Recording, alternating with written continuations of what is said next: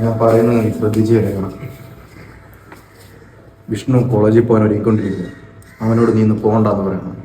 അവനോട് ഞാൻ അടുത്തൊന്നും പറഞ്ഞിട്ടില്ല സണ്ണി. നീ ഇന്ന് പറയണം.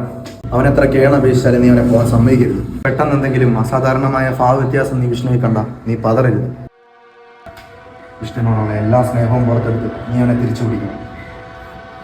ശരി. വിഷ്ണു ഇപ്പൊ എവിടെ പോകുന്നു? അത് കൊള്ളാം. ഞാൻ പറഞ്ഞില്ലേ എക്സാം ആണ്, കോളേജിൽ പോകണമെന്ന്. വിഷ്ണു ഇപ്പൊ പോകണ്ട. ഞാൻ പോണ്ടേ? വേണ്ട.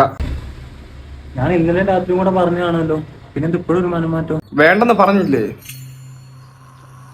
അതെന്താ ഞാൻ കോളേജിൽ പോയാല്? വിഷ്ണു ഇപ്പൊ പോകണ്ട. അതെന്താ ഞാൻ പോയാല്? പോകണ്ട. വിടമാട്ടെ.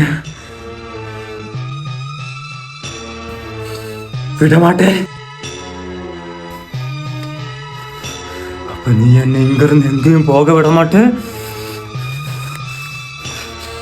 കള്ളം നാളിന്റെ മോനെ.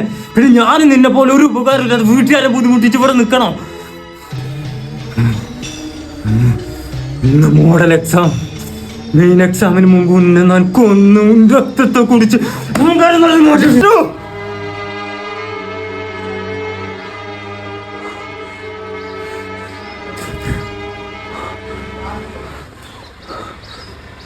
ജയ്സേട്ടാ,